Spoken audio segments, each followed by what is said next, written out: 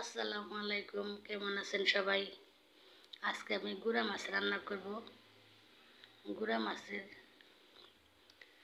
প্রথমে দিয়ে দিলাম আলু কুচি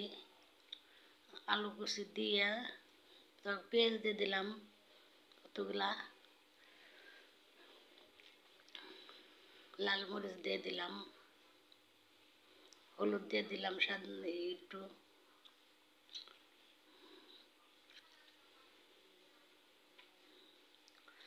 জিরার ফাঁকি দিয়ে দিলাম,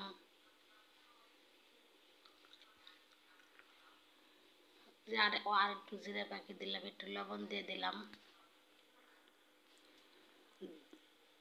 তারপর তেল দিয়ে দিলাম কতটুক পরিমাণ মতো তেল দিয়ে এগুলোরে ভালো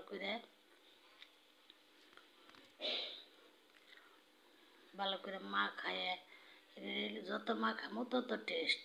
ভালো করে মাখায় হাত দিয়ে একবারে মনে করেন মাখাইতে একবারে অল্প কয়টা হয়ে যাবে। ইচ্ছে মতো অনেকক্ষণ করে মাখায় তার উপরে দিয়ে দিলাম মাছগুলা, গুঁড়া মাছ দিয়ে তারপর আবার মাছগুলো ভালো করে মাখায়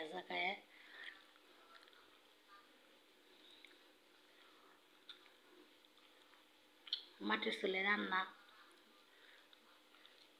তারপর একটু পানি দিয়ে দিলাম, পরিমাণ মতো পানি দিলাম,